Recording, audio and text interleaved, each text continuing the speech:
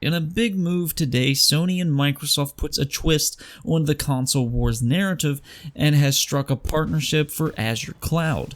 And I think this is a surprising thing among gamers. After all, Microsoft and Sony are fierce competitors, or at least in terms of gaming. Now, we do need to remember that Microsoft isn't just Xbox and Sony isn't just PlayStation. So there is multiple layers to this. But with this partnership, they were very specific in that it would help Sony gaming and services. So this is a really big deal. Now, this doesn't mean that Xbox games are coming to PlayStation or vice versa, but it helps Sony become more ready for their cloud gaming services, and really just their network in general. We know that Sony bought Gaukai and they have since launched PlayStation Now, but so far they haven't really reached a large audience with just 700,000 users after 5 years. And now with corporations like Microsoft and Google, which are coming with their own game streaming services, there's a very real chance they're going to leapfrog PlayStation Now. After all, Microsoft and Google are just much more prepared for this with their own cloud data centers. I mean, Microsoft is investing tens of billions of dollars into cloud data centers. Let me repeat that. Tens of billions of dollars. And Sony just can't match something like that. And we're seeing Google's plans with Stadia and game streaming is quickly approaching. Sony isn't going to want to take a back seat while Microsoft and Google reap all the rewards. Now, I've seen a lot of Sony fans come out and say that Sony can just build their own data centers. No, it's not that easy. It's incredibly expensive, and if they want to compete, they're going to need to rent servers off somebody else, which gives them 3 viable options: Google, Microsoft, or Amazon. And that is the real surprising part, at least to me, because I wasn't expecting this at all. I mean, in all honesty, I thought that Sony would partner up with Amazon and not Microsoft. But Microsoft has a lot more experience in gaming. This really seems like a vote of confidence from Sony to Microsoft's Project xCloud. This is really a win-win for both Sony and Microsoft. Microsoft is going to get paid, and they get image sensor conductors or something like that in return for this partnership.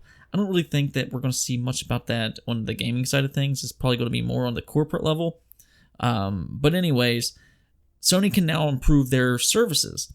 I've always said this personally, but I've not really ever had a great experience with PlayStation Network, and this goes all the way back to when Killzone 2 launched on PlayStation 3.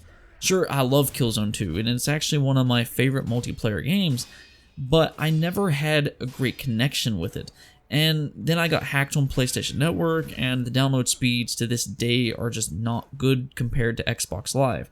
In fact, if I would rank the consoles, and PC included, PlayStation would be at the bottom of the list. I would mark like Steam and Xbox at the top, and I would actually mark Nintendo Switch and PlayStation 4 to be somewhere near one another. I'm not really sure which one's faster. I'd have to actually do a test on that, but I've not really had a great experience with PlayStation Network, and their download speeds are just slow.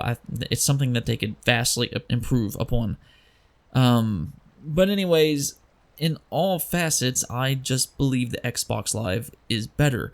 But if Sony transitions PlayStation Network to Azure, they can immediately improve some of my complaints, such as the download speeds. Then you have PlayStation Now, which is the big one that everybody is going to want to talk about.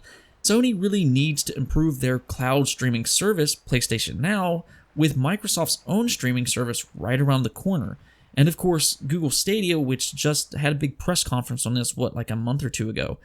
PlayStation Now can now maybe compete with the cloud giants, as long as they implement the right policies, which is still a big question. I mean, Sony is going to have to expand their PlayStation Now service still, so it's not just going to make this a surefire thing immediately, but it can at least improve their connection. What I mean by policies is, the library on PlayStation Now is not great. I think that is really the number one priority that Sony needs to have, and something that I think that they can easily change. But PlayStation Now, the library is large. I think it's got like 700 titles, but most of it's just old titles. They need to start releasing newer stuff on PlayStation Now. But regardless, this partnership can help on the connection front as well as prepare them for the future if they do implement different policies. I actually do find this entire topic in a way to be ironically amusing.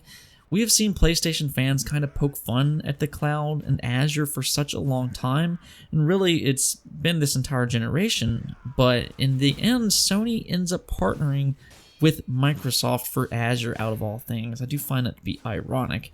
As I said earlier, it's such a big twist in the console wars narrative, which is always petty and dumb, but this is for the best, it really is. As Team Xbox says, when everybody plays, we all win. It really is as simple as that. But how about you all? Is everybody excited for this partnership, and what all does it really mean? Let me know in the comments below, and don't forget to hit that like and subscribe button. Peace out.